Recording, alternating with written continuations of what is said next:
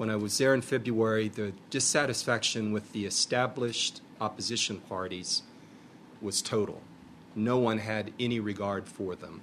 And they were actually and they've been going through a lot of division, attempts to take over by factions within, and when they fail, they just leave to start new parties. But basically, everyone's starting a new party.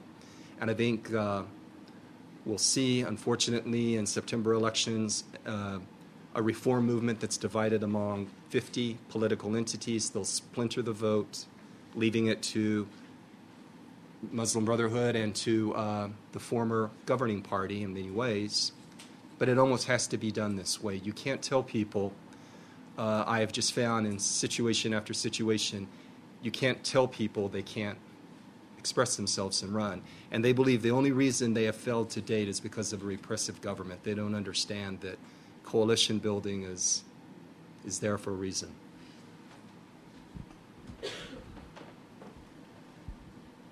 Thanks very much. John Anderson, former Foreign Service officer, and I guess currently that makes me a consultant. In any case, question a bit to both gentlemen, and following up on some of the questions about new partnerships, and I mean by that country partnerships or regional partnerships. Just with ear to ground a bit and seeing what some of our traditional partners in democracy and governance, that is of USAID, of State Department and the MEPI initiative, looks like some organizations, perhaps not to mention names, but might be looking for ways of engaging regionally and more particularly from Egypt in Libya, or that portion of Libya that may be subject to USAID assistance, and I'm thinking particularly in democracy and governance areas. Yeah, just a little closer. Good. Just a question, I guess, on what either of you might think makes good sense there, and particularly in terms of engaging in Libya with a transitional government or opposition groups in civil society, and operating out of Egypt. Is there any particular discussion that your organizations have had in that area that it'd be appropriate to talk about now? Is there any particular cautionary that you all might think of in terms of what might be, in fact, using Egypt as a basis for providing assistance and engaging in operations to parts of Libya, and particularly what makes sense? I think the future of Libya is an important question that is on the minds of many people in Washington, and it's on our minds as well at USAID. At the moment we have a small disaster assistance response team that is sort of looking at the humanitarian situation in Libya, and that's really our focus right now. Our focus right now is just the humanitarian assistance, civilian protection in Libya, and we're just looking at those issues. But of course, it stands to reason that down the line we'll be increasingly looking at how Libya, emerges politically. But right now we're in a difficult situation in terms of lives at risk, and so we're just focused on the humanitarian assistance right now.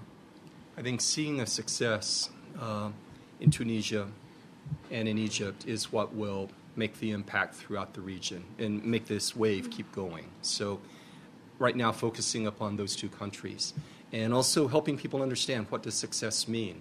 It's not going to be a angelic, perfect-looking government possibly in the first go-around. If you look again back to the former Soviet Union or any other transitioning country, there's a decade or so of swings back and forth and, lopsided majorities and all of these sorts of things. But I think seeing people participate in free and open elections, those are the kinds of successes we will hope to see, and that will mean, I think, big things for the people of Libya and some of the other countries in the region. Okay. Question from Atlas Corps for Hady. How is USAID facilitating collaboration between Egyptian CSOs and American NGOs to build on core competencies to strengthen Egyptian civil society, not just starting anew, but building upon successful models?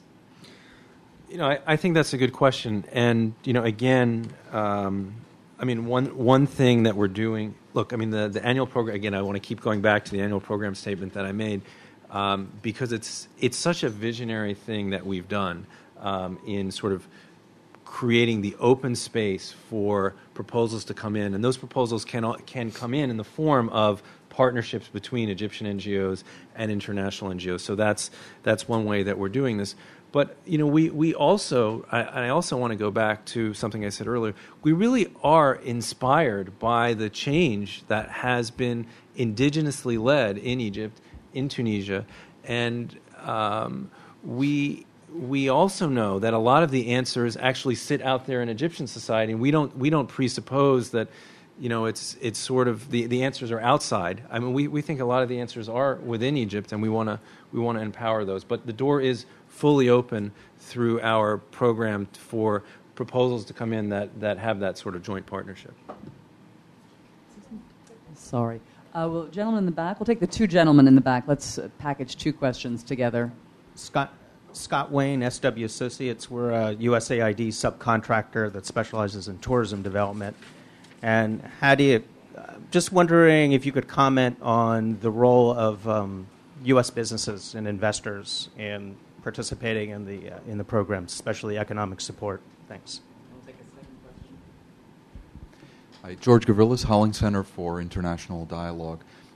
In my previous work, I spent quite a bit of time in Central Asia, but also parts of the Middle East. And so, Hady, as you were talking about some of the new programs, they sounded awfully familiar to a lot of the international initiatives and the structure of them in certain Central Asian states, but also in Afghanistan, particularly some of the UN-driven ones. And having seen them up close, a lot of them haven't had the benefits that we were hoping for. So I'm wondering whether within these new initiatives in USAID, there is a little bit of reaching out to some other organizations, international organizations that have operated in other areas where they ran programs like the ones that you're starting to do for Egypt. The second question first. And your former colleague is now over at the State Department, who I'm very friendly with, Amy Hawthorne. Look, I mean the